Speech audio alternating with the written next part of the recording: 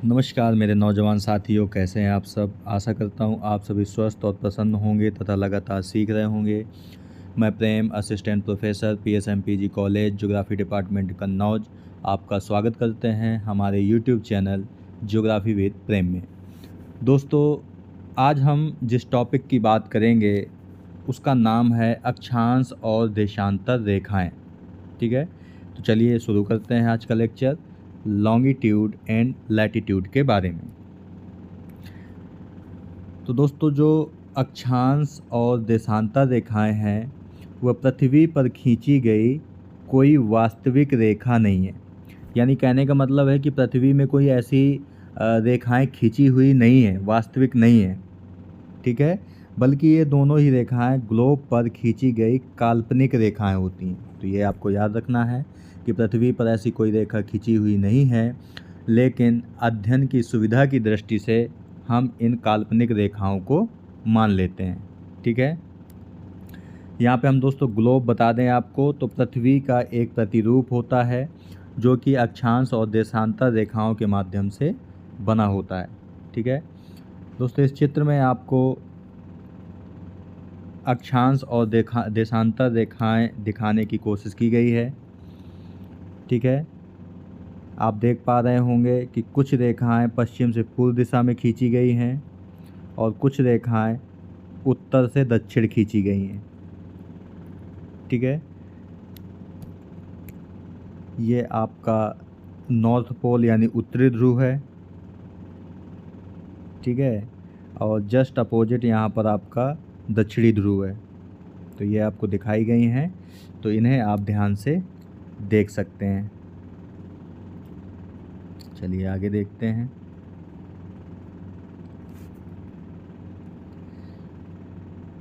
इस चित्र के माध्यम से भी आपको बताने की कोशिश की गई है। पृथ्वी का एक मॉडल बनाया गया है। ये 90 डिग्री यानी कि उत्तरी ध्रुव है। ये 90 डिग्री साउथ यानी कि दक्षिणी ध्रुव है। ये आपकी 0 डिग्री है जिसे हम विषुवत वृत्त के नाम से जानते हैं या भूमध्य रेखा के नाम से जानते हैं। ये आपका 23.5 डिग्री उत्तरी है, उत्तरी अक्षांश है जिसे हम कर्क वृत्त के नाम से जानते हैं। और ये आपका 23.5 डिग्री दक्षिणी अक्षांश है जिसे हम मकर वृत्त के नाम से जानते हैं। ठीक है, और जो आपका ये विषुवत वृत्त है इसके उत्तर वाले भाग को नॉर्दर्न हेमेस्फीयर यानी उत्तरी गोलार्ध और दक्षिणी वाले हिस्से को साउदर्न हेमेस्फीयर यानी दक्षिणी गोलार्ध के नाम से जानते हैं। तो ये भी आपको याद रखना है। आगे देखते हैं। ग्लोब पर उत्तर से दक्षिण की ओर खींची गई रेखाएं अर्धवृत्त देशांतर रेखाएं या बृहदवृत्त देशांतर रेखाएं कहलाती हैं। यानी जो उत्तर से दक्षिण यानी जो इस प्रकार खींची होती हैं वो हमारी क्या होती हैं, देशांतर रेखाएं होती हैं। ठीक है, वहीं जबकि ग्लोब के पश्चिम से पूर्व की दिशा में जो खींची गई परस्पर समानांतर रेखाएं होती हैं उन्हें हम अक्षांश रेखाओं के नाम से जानते हैं। जैसा कि दोस्तों इस चित्र में आप देख सकते हैं कि जो रेखाएं पश्चिम से पूर्व दिशा में इस प्रकार खींची जा रही हैं ये हमारी अक्षांश रेखाएं हैं, और जो रेखाएं उत्तर से दक्षिण ये खींची जा रही हैं ये हमारी देशांतर रेखाएं हैं। ठीक है, चलिए आगे बात करते हैं। पृथ्वी को दो गोलार्धों में विभाजित करने वाली काल्पनिक रेखा को विषुवत रेखा या भूमध्य रेखा या 0 डिग्री अक्षांश रेखा भी कहते हैं। जैसा कि हमने ऊपर बताया था अभी, विषुवत रेखा ग्लोब पर पश्चिम से पूर्व की ओर खींची गई एक काल्पनिक रेखा होती है। इसे आप इस चित्र में समझ सकते हैं कि पश्चिम से पूर्व दिशा में खींची गई 0 डिग्री अक्षांश रेखा आपकी भूमध्य रेखा या विषुवत रेखा कहलाती है, जो कि नॉर्थ हेमेस्फीयर यानी उत्तरी गोलार्ध और साउथ हेमेस्फीयर यानी दक्षिणी गोलार्ध में पृथ्वी को दो हिस्सों में बांटती है। ये आपकी एक काल्पनिक रेखा है। ठीक है, कोई वास्तविक रेखा नहीं है पृथ्वी पर, तो ये भी आपको याद रखना है। भूमध्य रेखा पृथ्वी को उत्तरी गोलार्ध तथा दक्षिणी गोलार्ध के रूप में विभाजित करती है। इस चित्र में आप दोस्तों देख सकते हैं, ये जो पीले कलर से आपको दिखाई गई है ये आपकी भूमध्य रेखा है, या इसे विषुवत रेखा के नाम से भी जानते हो और इसे आप 0 डिग्री के नाम से भी जानते हो। इसके जो उत्तर वाला भाग है ये नॉर्दर्न हेमिस्फीयर यानी उत्तरी गोलार्ध कहलाता है, और इसके जो दक्षिण वाला हिस्सा है ये साउदर्न हेमिस्फीयर यानी कि दक्षिणी गोलार्ध कहलाता है। यहाँ पे हम दोस्तों बता दें कि जो उत्तरी गोलार्ध है इसमें स्थल भाग की प्रधानता है। आप देख भी पा रहे होंगे कि स्थल भाग बहुत ज़्यादा है, जबकि दक्षिणी भाग में जल भाग बहुत अधिक है, यानी जलीय भाग की प्रधानता है दक्षिणी गोलार्ध में।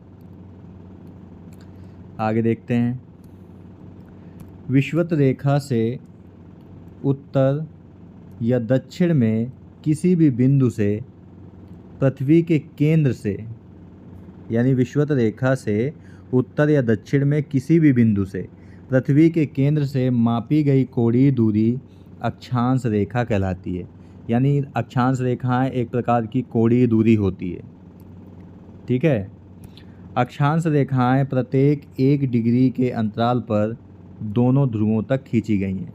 यानी ये जो रेखाएं हैं वो 1-1 डिग्री के अंतराल पर खींची जाती हैं, जैसा कि आप इस चित्र में देख सकते हैं।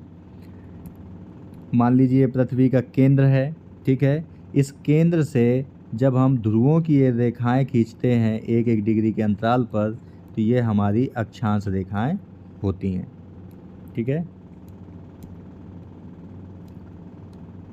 इस प्रकार यदि विषुवत रेखा से प्रत्येक डिग्री के अंतराल पर ध्रुवों की ओर अक्षांश रेखाएं खींची जाएं तो 90 उत्तरी गोलार्ध में तथा 90 दक्षिणी गोलार्ध तक अक्षांश रेखाएं खींची जा सकती हैं, ठीक है।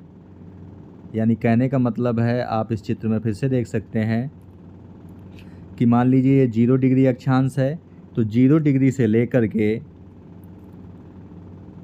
हम अगर ध्रुवों तक जाएंगे यानी यहाँ तक जाएंगे तो 90 अक्षांश रेखाएं खींची जा सकती हैं 1-1 डिग्री के अंतराल पर। यानी जैसे ये 0 है तो यहाँ पर फिर 1, 2, 3, 4 ऐसे करके हम 90 तक जाएंगे उत्तरी ध्रुव तक भी, और इसी प्रकार हम 1 से लेकर के 90 तक जाएंगे दक्षिणी ध्रुव तक भी, ठीक है। तो 0 डिग्री अंतराल के बाद हम ध्रुवों तक 90 अक्षांश रेखाएं खींच सकते हैं।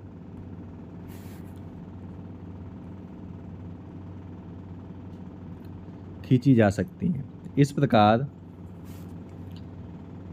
ग्लोब पर 1-1 डिग्री के अंतराल पर खींची गई अक्षांश रेखाओं की संख्या 0 अक्षांश रेखा को मिलाकर कुल 181 अक्षांश रेखाएं होंगी, जबकि अक्षांशीय वृत्तों की संख्या 179 होगी, क्योंकि दोनों ध्रुव कोई रेखा नहीं बल्कि एक बिंदु है, ठीक है। यहाँ इस ऐसे समझ सकते हैं दोस्तों आप, यहाँ पर भी इस चित्र में भी दिखाया गया है कि 0 डिग्री एक रेखा आपकी ये हो गई, और 0 से लेकर के 90 तक यानी 90 उत्तरी गोलार्ध में और 90 दक्षिणी गोलार्ध में। तो जब आप इन्हें जोड़ेंगे तो अक्षांश रेखाओं की संख्या कितनी हो जाएगी? 181 हो जाएगी। लेकिन ये अक्षांश रेखाएं हैं दोस्तों, अक्षांश वृत्त नहीं है, ठीक है। वृत्त कहने का मतलब है पूरा एक गोला, ठीक है। तो आपको पता है कि जो आपका ध्रुव है वो एक बिंदु है, ना कि कोई रेखा है। तो हम इस बिंदु को रेखा में नहीं बदल सकते, ठीक है। इसलिए ये कोई कोण नहीं है या रेखा नहीं है, बल्कि एक बिंदु है। तो इसीलिए कहा जाता है कि अक्षांश रेखाएं 1 + 90 + 90 यानी कि 181 हैं, जबकि अक्षांश वृत्त जो हैं वो 1 यानी कि 0 डिग्री आपका 1 हो गया, प्लस 1 माइनस हो जाएगा आपका, तो 89 + 89 बराबर आपका आ जाएगा 179। यानी अगर आपसे कोई पूछे कि अक्षांश वृत्तों की संख्या कितनी है तो 179 है, जबकि अक्षांश रेखाओं की संख्या या अक्षांशीय कोणों की संख्या 181 है आपकी। ठीक है, तो ये चीज़ आपको दिमाग में रखनी है अपने। ग्लोब पर विषुवत रेखा या भूमध्य रेखा सबसे लंबी अक्षांश रेखा होती है। ठीक है, तथा 90 उत्तरी और 90 दक्षिणी अक्षांश रेखा यानी कि उत्तरी ध्रुव और दक्षिणी ध्रुव रेखा जो है वो सबसे छोटी अक्षांश रेखा होती है। ठीक है, विषुवत रेखा के उत्तर व दक्षिण में ध्रुवों की ओर जाने पर अक्षांश रेखाओं की लंबाई घटती जाती है। ठीक है, 90 उत्तरी अक्षांश और 90 दक्षिणी अक्षांश रेखा एक बिंदु के रूप में दिखाई देती है।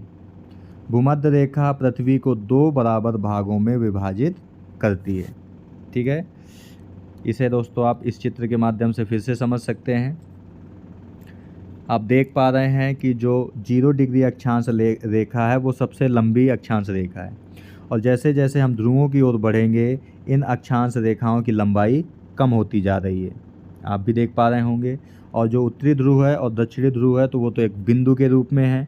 ठीक है, यही चीज़ यहाँ पर बताई जा रही है आपको कि जैसे जैसे हम भूमध्य रेखा से ध्रुवों की ओर बढ़ते हैं तो इनकी लंबाई कम होती चली जाती है। कुछ दोस्तों महत्वपूर्ण अक्षांश रेखाएं हैं, उनके नाम दिए गए हैं जिनका विवरण निम्नलिखित है कि अगर आपसे कोई पूछे कि कर्क रेखा यानी ट्रॉपिक ऑफ कैंसर किसे कहते हैं तो 23.5 डिग्री उत्तरी अक्षांश को कर्क रेखा कहते हैं। मकर रेखा यानी कि ट्रॉपिक ऑफ कैप्रिकॉर्न किसे कहते हैं तो 23.5 डिग्री दक्षिणी अक्षांश को हम कैप्रिकॉर्न कहते हैं यानी मकर रेखा कहते हैं। ठीक है, उत्तरी अक्षांश यानी 66.5 डिग्री उत्तरी अक्षांश को आर्कटिक वृत्त बोलते हैं। ठीक है, यानी आर्कटिक सर्किल। और 66.5 डिग्री दक्षिणी अक्षांश को अंटार्कटिक वृत्त यानी अंटार्कटिक सर्किल के नाम से जानते हैं। 90 डिग्री उत्तरी अक्षांश को उत्तरी गोलार्ध यानी नॉर्थ पोल कहते हैं, और 90 डिग्री दक्षिणी अक्षांश को साउथ पोल यानी दक्षिणी ध्रुव के नाम से जानते हैं। जबकि जो 0 डिग्री अक्षांश रेखा है इसे हम विषुवत वृत्त या भूमध्य रेखा के नाम से जानते हैं। ठीक है, इस चीज़ को दोस्तों आप यहाँ पे समझ सकते हैं। इस चित्र में आपकी जो 0 डिग्री है ये आपकी भूमध्य रेखा या विषुवत रेखा है।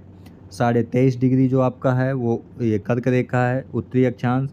23.5 डिग्री दक्षिणी अक्षांश को हम मकर रेखा के नाम से जानते हैं। और ये जो आपका है 66.5 डिग्री ये आपका आर्कटिक वृत्त है, और ये जो 66.5 डिग्री दक्षिणी अक्षांश है ये आपका अंटार्कटिक वृत्त है। ठीक है, आगे देखते हैं।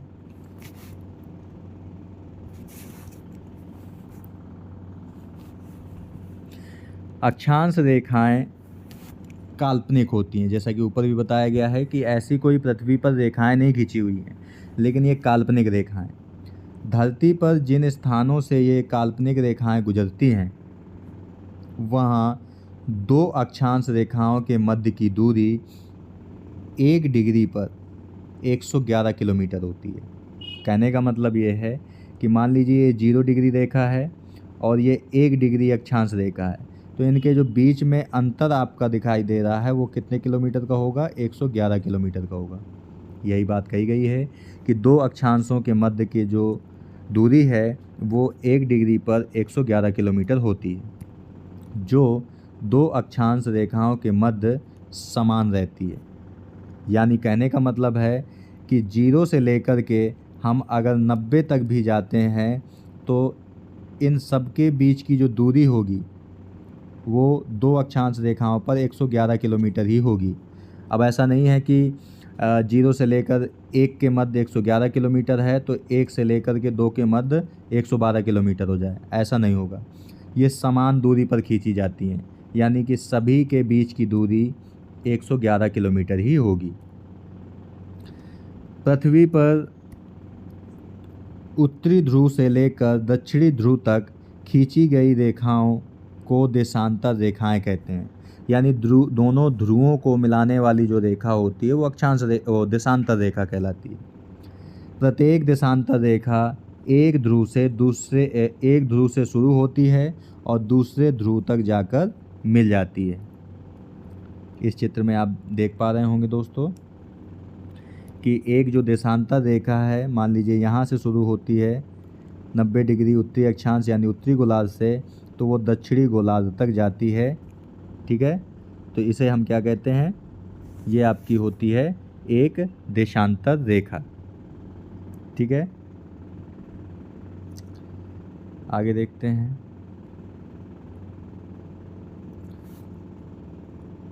अक्षांश रेखाएं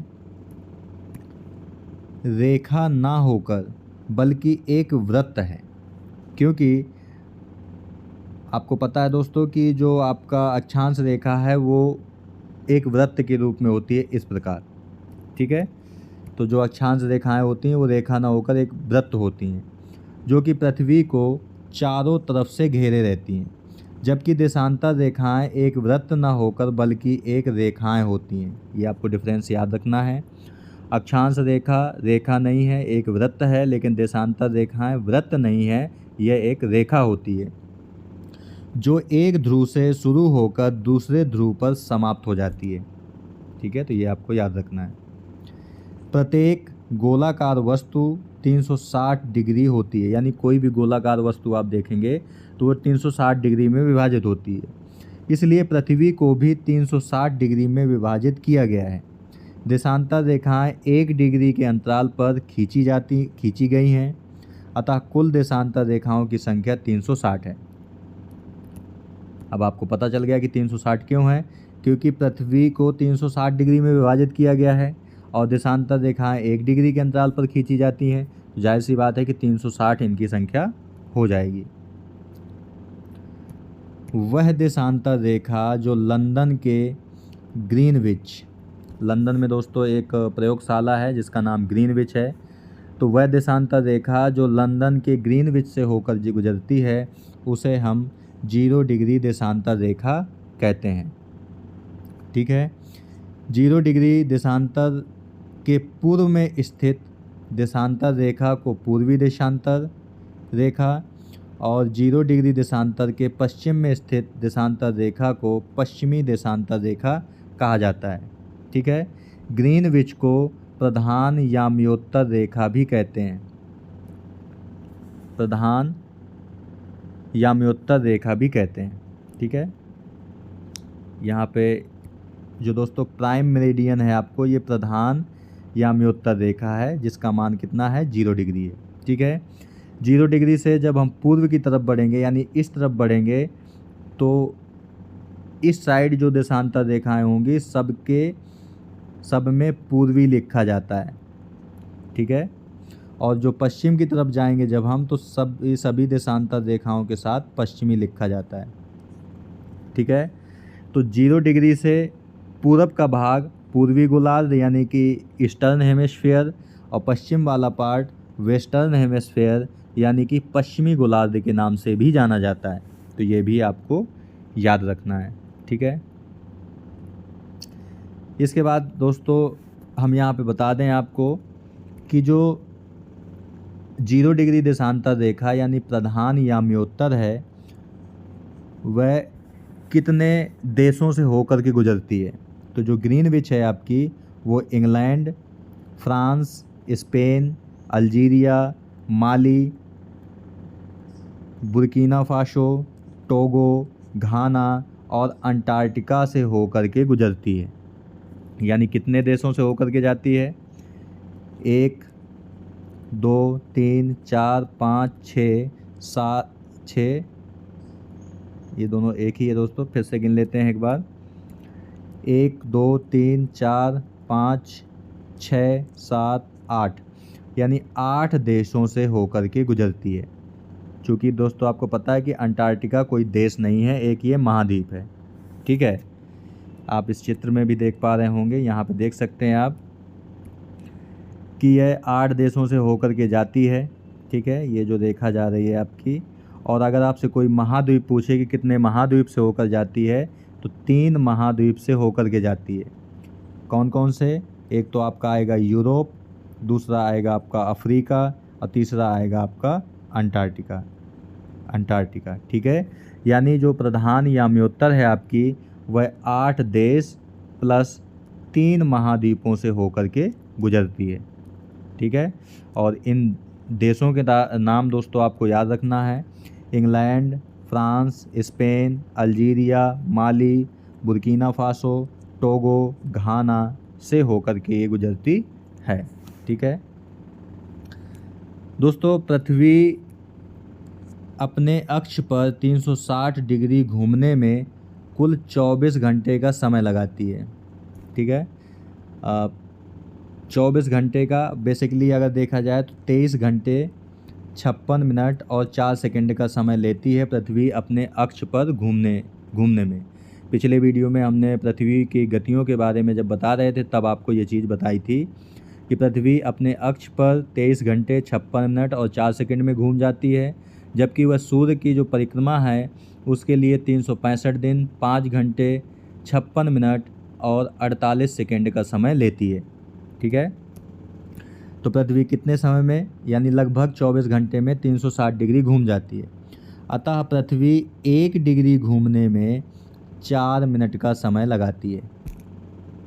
ठीक है, यानी कि एक देशांतर पार करने में कितना समय लगा रही है? 4 मिनट का समय लगाती है। अतः प्रत्येक देशांतर के मध्य 4 मिनट का अंतर आता है। तो ये आपको याद रखना है कि प्रत्येक देशांतर पर कितने मिनट का अंतर होता है? तो 4 मिनट का अंतर होता है। यहाँ पे दोस्तों आपको कुछ और महत्वपूर्ण जानकारी दी गई है कि भूमध्य रेखा कितने देशों से गुजरती है? तो 13 देशों से होकर गुजरती है और 3 महाद्वीपों से होकर गुजरती है तथा 3 जल निकायों से होकर के गुजरती है। ठीक है, जैसे ग्रीनविच रेखा आपकी 8 देशों से और 3 महाद्वीपों से होकर गुजर रही थी, उसी प्रकार भूमध्य रेखा 13 देशों से होकर गुजरती है और 3 महाद्वीपों से और 3 जल निकायों से होकर के गुजरती है। अब वो कौन कौन से महाद्वीप हैं? तो वे 3 महाद्वीप हैं दोस्तों आपके, दक्षिण अमेरिका, अफ्रीका और एशिया। ये 3 महाद्वीप हैं। जल निकाय कौन से हैं? हिंद महासागर, अटलांटिक महासागर और प्रशांत महासागर। ठीक है, अब हम देशों को भी देख लेते हैं। तो दक्षिण अमेरिका के 4 देश ऐसे हैं, 3 देश दोस्तों ऐसे हैं जहाँ से होकर गुजरती है। एक तो इक्वेडोर, दूसरा है कोलंबिया और तीसरा है आपका ब्राज़ील। अफ्रीका में Gabon, Congo, democratic Republic of Congo, Uganda, Kenya, Sao Thome और प्रिंसिप और सोमालिया। दोस्तों जो मैपिंग वाला हमने आपको पढ़ाया है, आप उसके अनुसार इन देशों को आप हाईलाइट करते हुए चल सकते हैं। ठीक है, कि कौन सा देश कहाँ पर है, इस रेखा के सहारे आप आराम से पता कर पाएंगे। एशिया में बात करें तो एशिया में भी ये 3 देशों से होकर गुजरती है, मालदीव, इंडोनेशिया और किरिबाती बेसिकली ओशिनिया में आता है। ठीक है, तो लगभग 4 महाद्वीपों से होकर ये गुजरती है। यानी एशिया के 2 देश हैं, मालदीव और इंडोनेशिया, और किरिबाती ये ऑस्ट्रेलिया का एक देश है। ठीक है, तो 13 देशों से होकर गुजरती है, 4 महाद्वीपों से होकर गुजरती है और 3 जल निकायों से होकर के गुजरती है। ये आपकी मकर रेखा। वहीं दोस्तों कर्क रेखा की बात करें तो कर्क रेखा कुल 17 देशों से होकर गुजरती है। ठीक है, और इन 17 देशों के जो नाम हैं वे पूर्व से पश्चिम की ओर हम देखते हैं।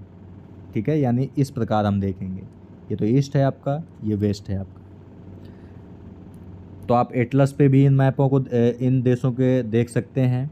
सबसे पहले Taiwan, China, Myanmar, Bharat, Bangladesh, Oman, UAE यानी संयुक्त अरब अमीरात, सऊदी अरब, इजिप्ट यानी कि मिस्र, लीबिया, नाइजर, अल्जीरिया, माली, मौरितानिया, पश्चिमी सहारा, बहामास द्वीप समूह और मैक्सिको शामिल है। ठीक है, तो कर्क रेखा आपकी कितने देशों से होकर गुजरती है? 17 देशों से होकर के गुजरती है। आपको इन सबको मैप पर भी देखना चाहिए कि मैप पर इनकी लोकेशन कहाँ पर है। इसके बाद दोस्तों भारत में अगर हम बात करें तो भारत में कुल 8 राज्यों से होकर कर्क रेखा गुजरती है।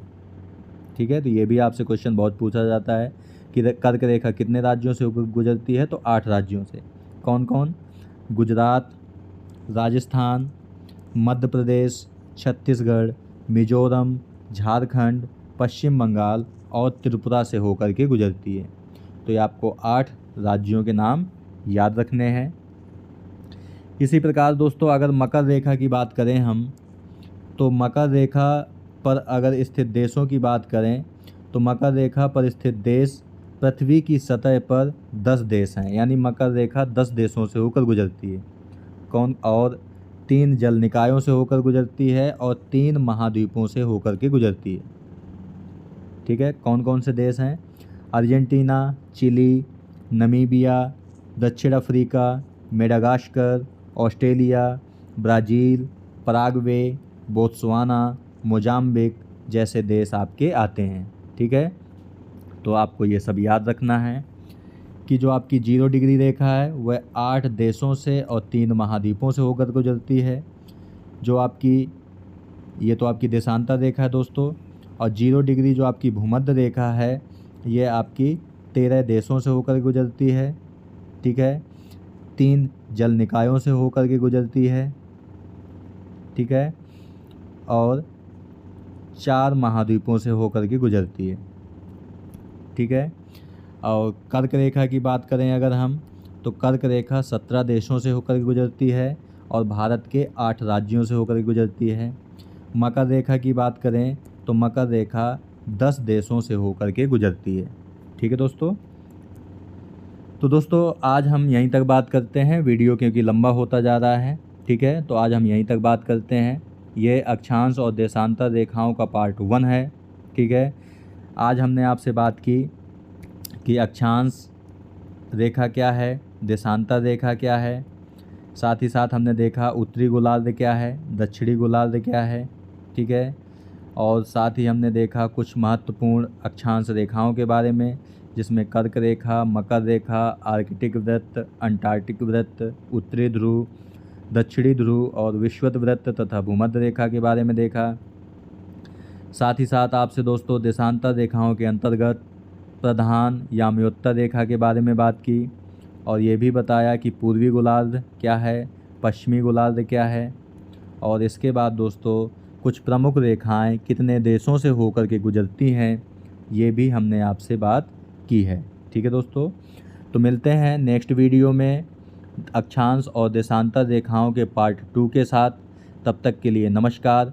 PDF दोस्तों इस वीडियो का आपको अगले वीडियो में दोनों वीडियो का मिल जाएगा। ठीक है, तो आज यहीं तक, मिलते हैं आपसे नेक्स्ट वीडियो में। तब तक के लिए नमस्कार। आप प्रसन्न रहिए, खुश रहिए, मुस्कुराते रहिए और लगातार सीखते रहिए, कभी अपने लिए तो कभी अपनों के लिए।